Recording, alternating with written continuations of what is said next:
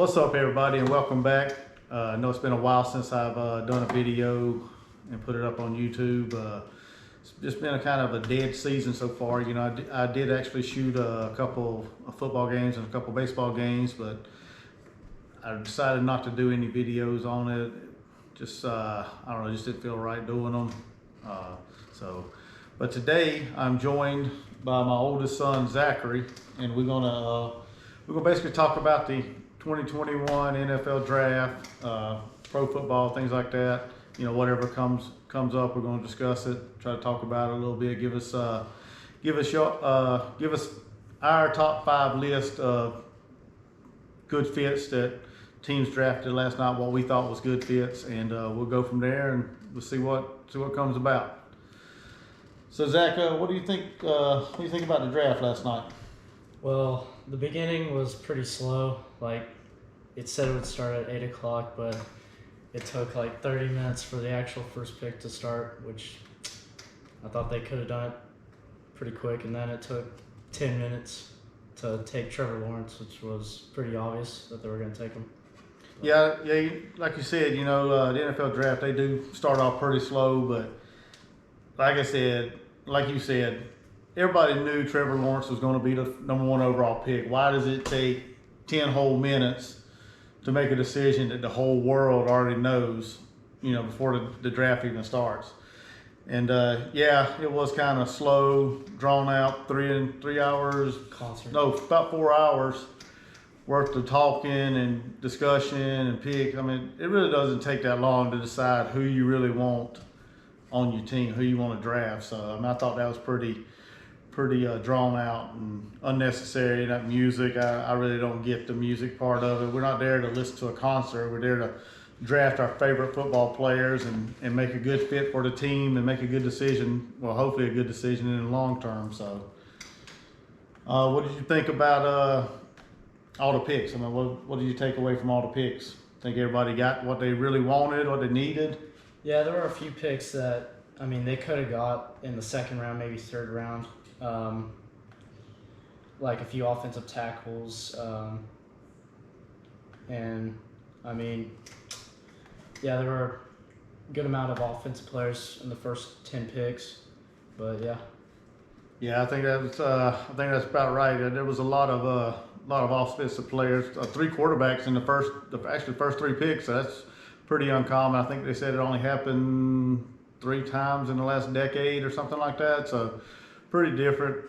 But all them teams that usually pick quarterbacks, you know, usually I feel sorry for the actual picks because most of them teams are never going to amount to anything. I mean, the Jaguars, it's going to take a while for them to rebuild. They need a lot of help around the whole board, you know, both defensive and offensive. So I think, you know, I think being a #1 pick kind of hurts you because, I mean, unless you're just going to make a career out of it and really don't want to, you know, win a Super Bowl, I don't really see like teams like the Jets and the Jaguars, the Browns, you know, teams like that usually draft these top quarterbacks. I don't think they're going to, you know, amount to a whole lot as far as the big picture success of winning a trophy. That's my opinion. And the Jaguars, I mean, most of the coaches on there are probably college coaches from a few years ago because they just got a long-time college coach where he's unproven in the NFL, so you don't know how good he is in pro football. So that's another thing with the Jaguars. You don't know what their coaching staff is. Yep. That's a good point on that. There are, like I said, Urban Meyer, he come back because he knew he was getting I feel like he come back because he knew he was getting the overall #1 pick and Trevor Lawrence, which a lot of people say it's like a franchise quarterback, basically like a Hall of Fame type quarterback that's going to build a franchise. They can build a franchise around. I feel that's the only reason why Urban Meyer actually come out of retirement to coach the NFL. I just don't. Yeah, if they had like the 10th pick, he probably wouldn't have. Yeah, The Jaguars. I just don't see him much as a professional coach, NFL caliber coach. But I could be wrong. I hope I am. You know, I wish Trevor all the best and, you know, luck and everything, success. But I think it's going to take a lot to get Jacksonville to that upper level, like the teams like New England, Dallas, Pittsburgh, from the past, all the championship, caliber teams, So I think that's just all right, Zach. So we're gonna go into our top 5 list of drafts from last night from the first round, and talk about whether or not why we think they're a good fit for the team, and discuss anything you want to talk about with them. We'll start with number 5. And on my top 5, as soon as I pull it up, I have, surprisingly for you, I have Kyle Pitts. I actually think he's going to be a good fit there. If Matt Ryan can stay clean in the pocket and have enough time to find a receiver downfield, I think he's going to be kind of like a safety valve for him, because you got Ridley, you got Julio Jones that's going to stretch the field, and you're going to have Kyle Pitts probably running some underneath routes, which, don't get me wrong, Kyle Pitts can stretch the field. He's more of like a wide receiver than he is really a tight end, in my opinion. I think he's a big body, about what, 6'5", 6'6", maybe? Yeah, 6'6", ran a 4.4, which is pretty Yeah, insane. that's like a wide receiver caliber speed right there. So I think they got a good value right there with their pick at number 4 with him. They took the best available player, so I mean. Yeah, because they're not really. Me personally, I think they should have been in the market for a quarterback, but I think they're a couple years away from actually probably considering going quarterback heavy or get a quarterback out right off the bat. I think Matt Ryan's probably got a few more years in him. Whether or not he proves that he can win the big games, time will tell. I mean, honestly, if he fails this year, I think there's no excuses for Matt Ryan this year. Like, the fans need to be critical of Matt Ryan this year if he doesn't go over 500, in my opinion. I mean, he has all the weapons. I know the defense might not be as lethal as the offense, but I mean, we'll probably address the needs on defense tonight and tomorrow. Yeah. Who you got at number 5? So I have Naji Harris. Went to Pittsburgh. I know a Pittsburgh fan. He's probably going to be watching this video. But yeah, he was happy about it last night, and it's a really good pick because their run game was pretty bad last year. I mean, I know the offensive coordinator was pretty bad, but I just think the run game was missing all last year. You had Ben Roethlisberger coming back, and the receivers were pretty good. They dropped a lot of balls, but they just had to have a running game to balance the offense instead of just passing the whole time.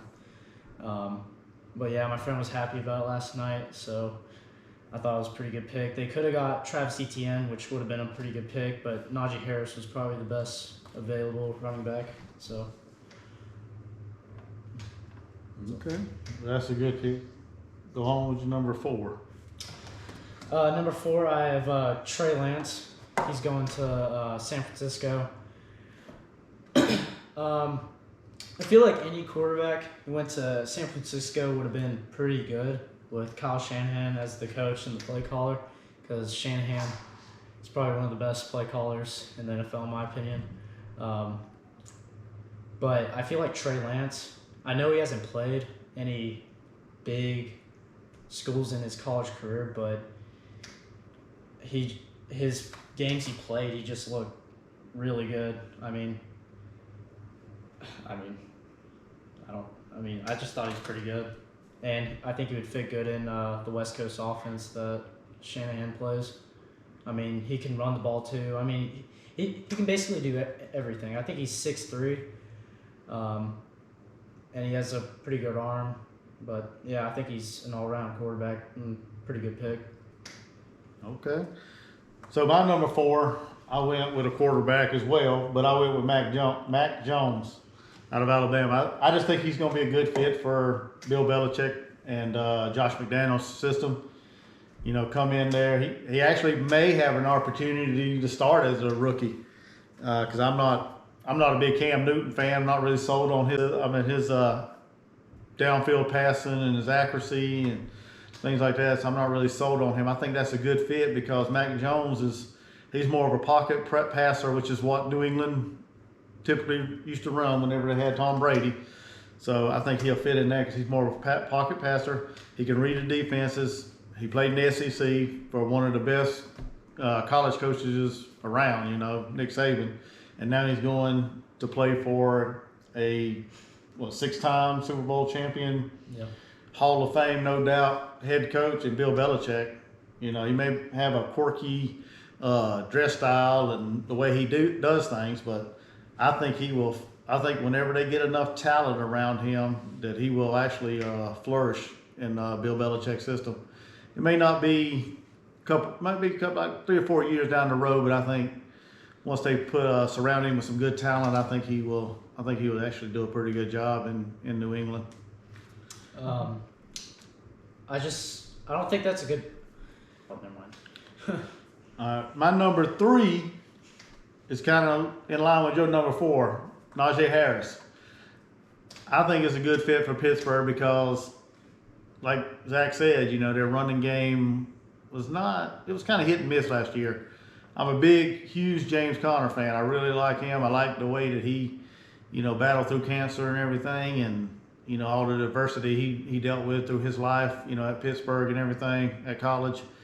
And I'm a real huge fan of him, and I really root for him every Sunday, to do good, no matter who they play, because I'm just a big fan of his. And I think Najee is going to complement him real well because Najee's more of a downfield runner, a downhill runner. He's not going to do a whole lot of juking and jiving and all that. He may try to hurdle you every once in a while, but he's more of a hit the hole and get downfield kind of runner, I think. And I think he'll be a good fit, and I think that's the way Pittsburgh has always ran their offense. They always had a running back that was a big bruiser, a one that'll run you over, not around you kind of back, going back to Jerome Bettis and all them, back in the day. So Franco Harris and all them. So I think he's a good fit for that. And I think as long as they build their offensive line and continue to strengthen their offensive line, I think he'll actually be a great back in Pittsburgh. I think they'll open up enough holes for him, and he'll succeed pretty well there. Yeah. So.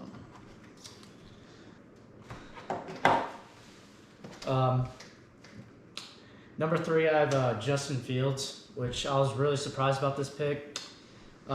Whenever Chicago first traded up, I thought they were going to take Mac Jones because I felt like Chicago was probably going to get, probably just going to screw it up like they always do.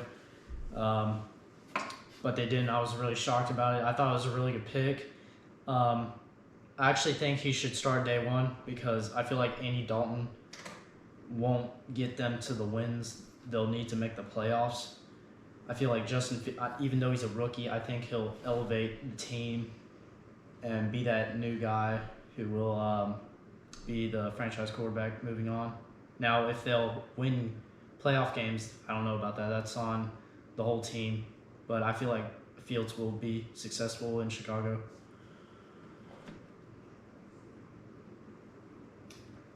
Two. Mm-hmm. Number 2, I have J.C. Horn. I was pretty happy about this because I like J.C. Horn.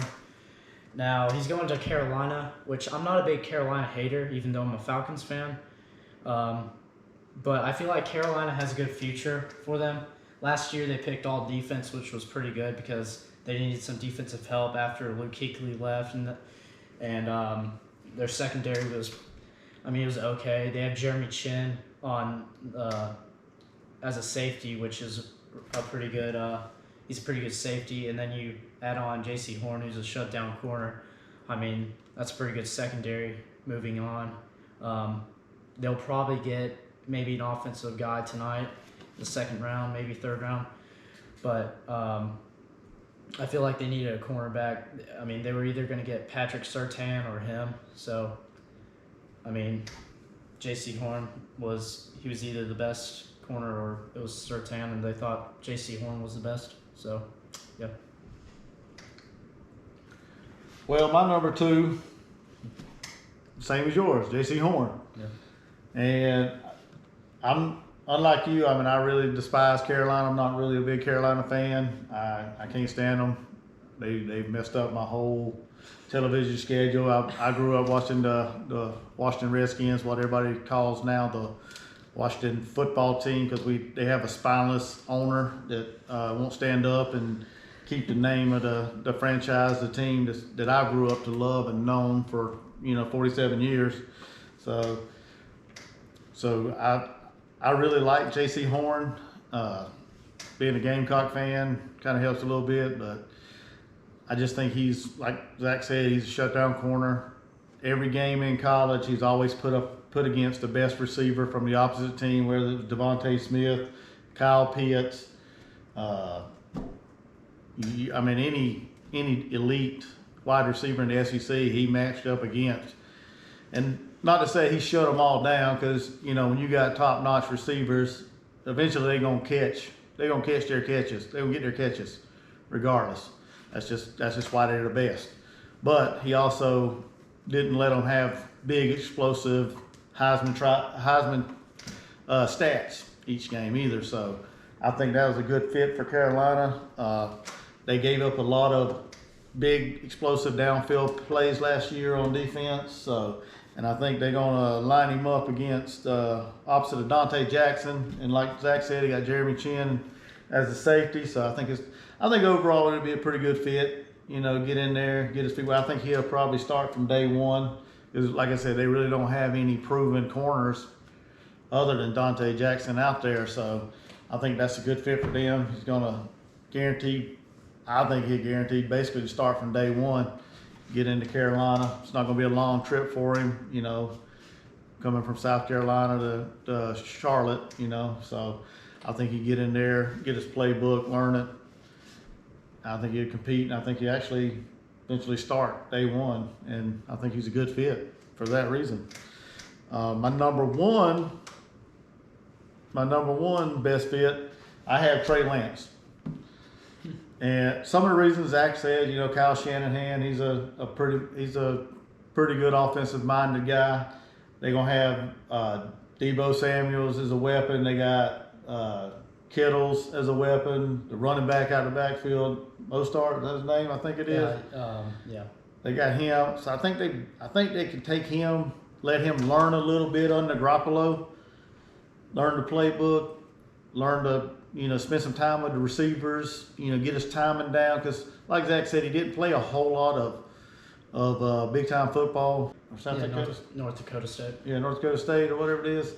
So I think he only played one game this year because their season got canceled because of COVID and everything, kind of about like everybody else, other than the exceptions. So he really didn't get to display his talent this year to build on his resume. But I think he's going to be like I said, they got all the weapons around him. If they get to build up the offensive line a little bit. Every quarterback needs a good guard or a good, to guard his backside, keep the defenders off, get the defensive ends off his back. So I think if they get him there, get him with Garoppolo, and get him learn the playbook and everything, I think he'll be an excellent fit. He's a mobile quarterback, that West Coast style. They like to run it with the quarterback. They're not going to just sit back in the pocket and pick you apart. They're going to move out of the pocket. They're going to roll out like Russell Wilson and all them West Coast, teams. That's what they do. They roll out, they pass it down the field, they run with it. And like I said, he really don't have no bad targets. You got Deebo Samuels and Kittles. Who's the other receiver they got? Brandon Uwike or something like that. Yeah, he's pretty good. Yeah, he's a rookie last year. Real good receiver last year. So I think he'll be a good fit there. I think Kyle Shanahan will do some good things with him. So I'm looking forward to seeing.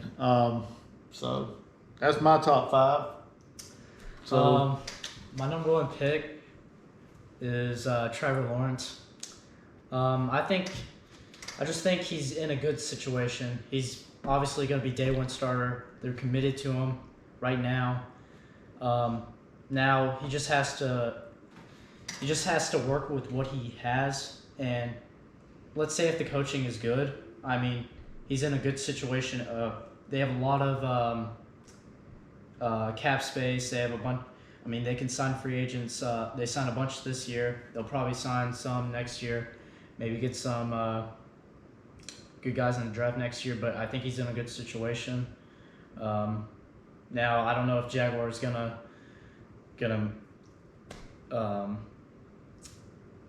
go off of the pick they just got, but yeah, it's up to them whether they succeed with him. I think he'll succeed, but it's whatever the Jaguars do with him. Yeah, it wasn't bad. They also got his running back out of Clemson as well, Travis Etienne. So he's got a running back he already knows.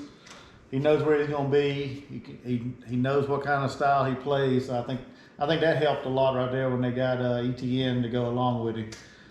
Me personally, I think they need to grab a couple wide receivers. If they can get Elijah Moore, which would be I think it's a pretty steal in the draft in the second round. Yeah, they have the first pick in the second round. Yeah, with the first pick, I mean, I think they should go. I think they should continue to build the offense, either the offensive line or getting some weapons to throw to. Yeah, just my opinion. I mean, but we'll see. You know, who knows? Who knows what they're thinking? You know, that's why they get paid the money to make all them decisions. And so, but yeah. I mean, overall, that's a pretty good list you had there, Zach. Yeah. I'm not sold on Trevor. Like I told you at the beginning. You know, I think quarterbacks to come and go first round. It's kind of like they're destined to not succeed unless they play it out there where they at and then move on to another team. That's just my opinion. You know, I could be wrong. Urban Meyer could change the whole culture down there in Jacksonville and may succeed. Who knows? Yeah. But time will tell. So what you looking for tonight? Well, so the Falcons have the third pick in the second round.